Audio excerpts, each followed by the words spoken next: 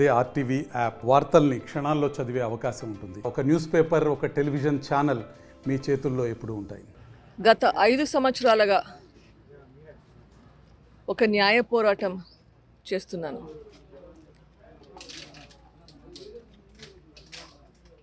ఈ న్యాయ పోరాటం గురించి మీకు అందరికీ తెలిసిందే. ఇది పులివెందుల్లో అతి దారుణమైన హింస. ఈ 5 సంవత్సరాలలో నేను బయటికి వచ్చి మీడియాతో మాట్లాడింది బహుశా 5 సార్ల కంటే తక్కువ. గత 2 నెలలుగా నాకు జరిగిన అన్యాయం గురించి, ఈ పోరాటం గురించి నేను మాట్లాడడం మొదలుపెట్టాను. ఈ 5 సంవత్సరాలలో ఎవరు ఎంత మాట్లాడారో, ఏమి మాట్లాడారో మీకు అందరికీ తెలుసు. వివేకానంద రెడ్డికి ఎవరు ఎంత అవమానించారో మీకు అందరికీ తెలుసు. నేను ఎప్పుడూ నోరు మెదపలేదు. ఇప్పుడు న్యాయం కావాలి అని ప్రజల ముందరికి వచ్చేసరికి అక్కడ వణుకు పుట్టింది. ఏమి చేయాలా తోచక కోర్టుకెళ్ళి ఒక అన్జస్టిఫైడ్ ఆర్డర్ తెచ్చుకున్నారు. కోర్టులో జ్యూరిస్డిక్షన్ లేకుండానే ఆర్డర్ వచ్చింది.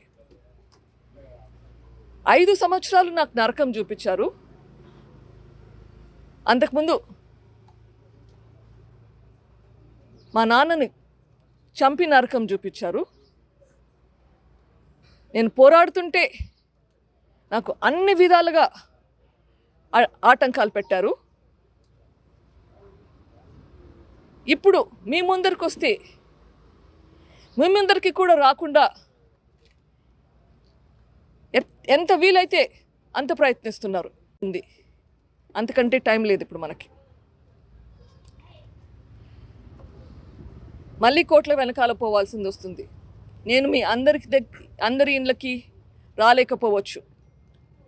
ఒకవేళ మీ ఇంటికి నేను డైరెక్ట్గా వచ్చి ప్రాధేయపడలేకపోతే ఇది నా మనవి. నన్ను మన్నించండి. నేను మీకు ఇంటింటికి రాలేకపోతే దయచేసి ఇది నా పర్సనల్ రిక్వెస్ట్గా ఆలకించి మా నాన్నకి జరిగిన అన్యాయంకి ఇప్పుడు నాకు జరిగే అన్యాయాన్ని గ్రహించి నిందితులకు ఓటు వేయకుండా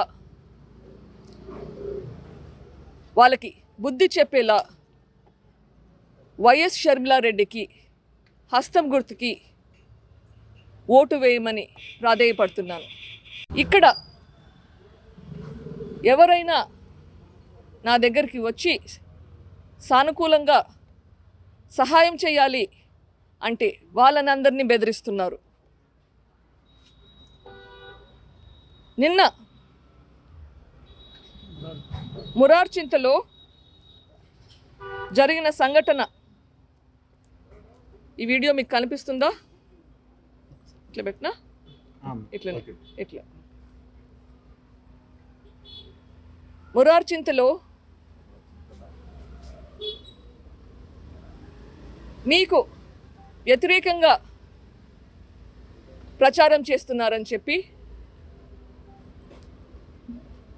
ఎంత హింస చేస్తున్నారో చూడండి. ఇది డెమోక్రసీనా? మన రాష్ట్రంలో, మన ఊరిలో ఎవరికి స్వచ్ఛందంగా వాళ్ళు ఏమి చేయలేరా? ఇది ఎలా సహిస్తున్నారు?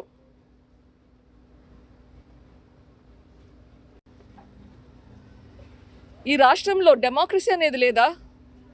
న్యాయం అనేది లేదా? ఇది ప్రజలందరూ చూస్తున్నారు. దయచేసి ఇలా హింసలు మానుకోండి.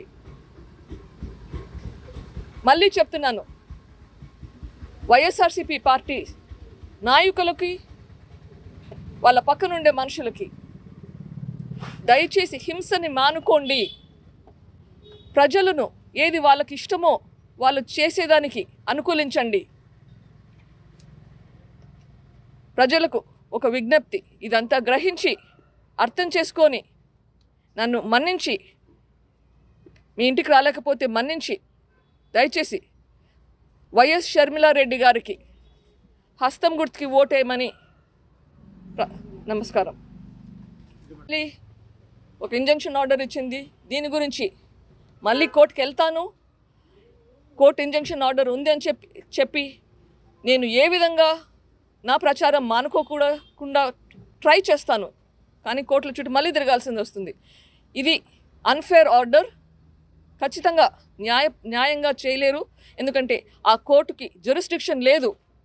ఎలక్షన్ కమిషన్ ఆఫ్ ఇండియాకి నోటిఫికేషన్ ఇవ్వలేదు, అవతల పార్టీకి స్టేట్మెంట్ వినలేదు.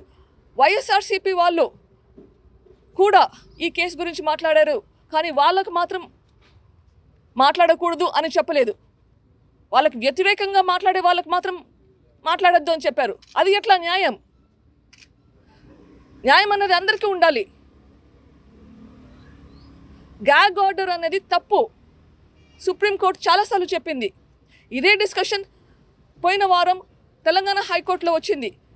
అక్కడ జడ్జి చెప్పారు, నేను గ్యాగ్ ఆర్డర్ ఇవ్వలేను అని మీకు తెలుసు కదా అని. సుప్రీంకోర్టు చాలాసార్లు చెప్పింది. ఇదే డిస్కషన్ పోయిన వారం తెలంగాణ హైకోర్టులో వచ్చింది. అక్కడ జడ్జి చెప్పారు, నేను గ్యాగ్ ఆర్డర్ ఇవ్వలేను అని మీకు తెలుసు కదా అని. అక్కడ గ్యాగ్ ఆర్డర్ ఇవ్వలేరు, కానీ ఇక్కడ ఇవ్వచ్చు. ఇది ఎట్లా న్యాయం అవుతుంది? నేను వైఎస్ వివేకానందరెడ్డి గారి కూతుర్ని. వైఎస్ వివేకానందరెడ్డి గారికి అన్యాయం జరిగింది, ఆయన హత్య చేయబడ్డాడు. అది ఇంకొకరికి మళ్ళీ జరగకూడదు. ఇది నా పోరాటం. ఈ పోరాటం 5 సంవత్సరాలుగా జరుగుతుంది, ఈ రోజు కాదు. ఈ పోరాటం కంటిన్యూ అవుతుంది. మరిన్ని వీడియోస్ కోసం ఛానల్ ని సబ్స్క్రైబ్ చేయండి. లేటెస్ట్ అప్డేట్స్ కోసం వాట్సాప్ ఛానల్ ని ఫాలో చేయండి. అండ్ లింక్ డిస్క్రిప్షన్ లో ఉంది.